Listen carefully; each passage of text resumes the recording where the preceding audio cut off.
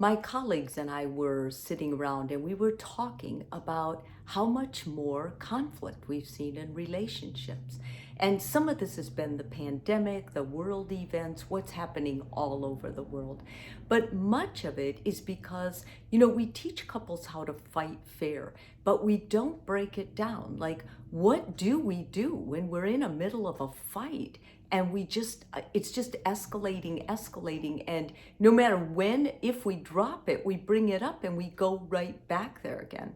You'll remember in several of my videos where I talk about fighting fair, one of the things I tell you to do is to give a time out. And during that time out, just, have a symbol the two of you share, take a break, and then kind of go do something else, distract yourself, go for a walk, or, jump rope, or do whatever, listen to music to help you calm down.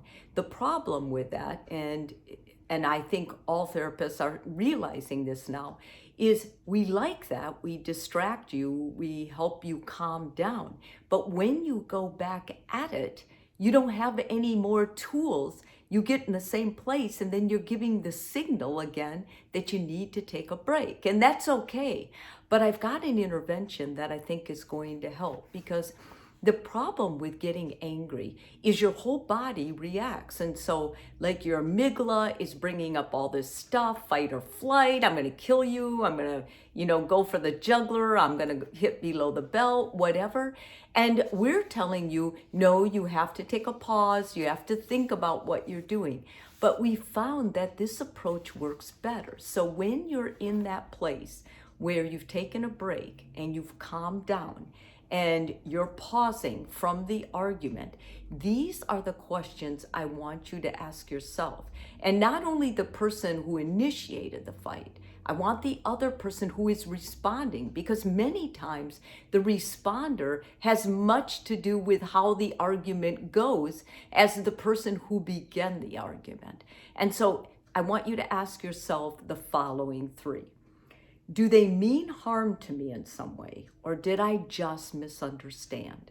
Now, I'm wanting you to ask yourself this because many times when we're so angry, we don't feel heard and we're not hearing. And so we're not listening. And when you don't listen to your partner and all you can do is say what you got to say, and you got to say it fast, you're going to be the instigator to keep it going longer.